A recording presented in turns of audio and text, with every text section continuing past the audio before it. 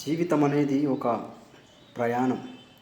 ప్రయాణం చేస్తుండగా కొన్ని ఇబ్బందులు ఎలా ఉంటాయో జీవితంలో కూడా ఇబ్బందులు అనేవి ఎదురుతూనే ఉంటాయి.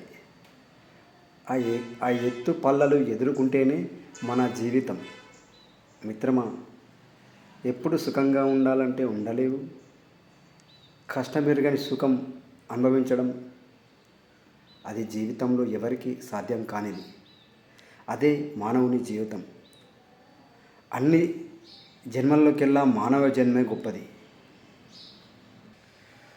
జీవితం ఎప్పుడు ఒకేలా ఉండాలంటే ఉండదు మిత్రులారా.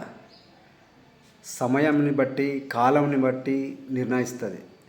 అది సమయం, కాలం, నిర్ణయం, జ్ఞానం, ఆదోయం.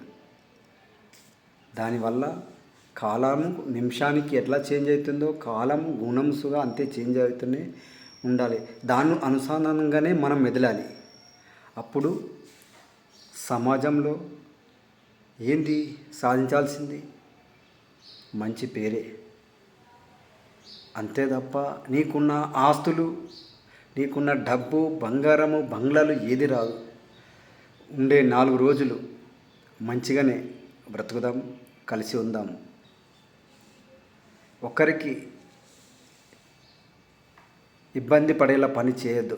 ఏ పని చేసినా ఇంకొకరు నా మనసు నొప్పియద్దు. అది ప్రతి ఒక్క మానవుడికి అదే ఉండాలి. ఈర్ష్యలు, కక్షలు ఎన్ని రోజులు, ఎందుకోసం? అది శాశ్వతమా? కాదు కదా. నీ వెంట ఇవన్నీ వస్తాయా? రావులే. నమస్తే.